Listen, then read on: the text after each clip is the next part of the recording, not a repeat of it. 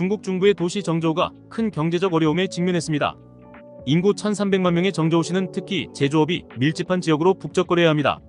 하지만 과거의 활기찬 모습과는 극명한 대조를 이루며 중국 전체가 직면하고 있는 심각한 문제를 보여주고 있습니다.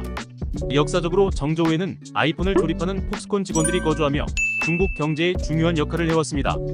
하지만 지금은 정저우의 많은 지역이 텅 비어있고 한때 정저우를 상징하던 활기를 잃어버린 것처럼 보입니다. 지난해 강력한 공세 조치 이후 많은 근로자가 도시를 떠났고 아직 돌아오지 않아 지역 경제 활동이 눈에 띄게 감소하고 있습니다. 1인당 GDP가 전국 평균보다 27% 낮은 이 도시는 부동산 가격 하락 그리고 일자리 부족, 은행 불안정 등 여러가지 어려움을 겪고 있으며 현재 중국이 겪고 있는 경제난을 압축적으로 보여주고 있습니다. 이러한 경제적 어려움은 2020년 용청 석탄의 채무 불이행에 뿌리를 두고 있으며 2021년에 일어난 홍수 사태와 그 이후 지방 관리들의 사상자 은폐와 같은 자연재해와 정부 위기로 인해 더욱 악화되었습니다.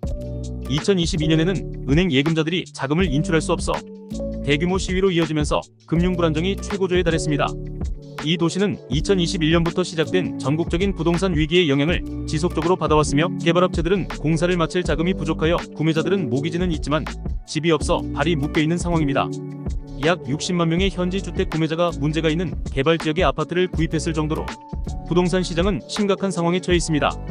이러한 문제를 해결하기 위해 지역 정책 기반자들은 실업을 완화하기 위해 군대식 캠페인을 시행하고 수요를 촉진하기 위해 세컨드하우스 구매에 대한 제한을 없애고 심지어 모기지 금리를 낮추기 위한 개혁을 시작하는 등 적극적으로 대처해왔습니다. 중국 전역에 만연한 이중사회를 해소하기 위한 조치로 현지에 직장과 거주지를 둔 이주민이 주택을 구입하거나 교육을 받을 수 있도록 호구 제도를 완화한 것도 눈에 띄는 노력 중 하나입니다. 그러나 이러한 적극적인 조치에도 불구하고 부동산 가격은 여전히 하락하는 등 더딘 회복을 보이고 있습니다. 이에 다른 유사한 도시들의 앞길도 험난할 것으로 예상됩니다.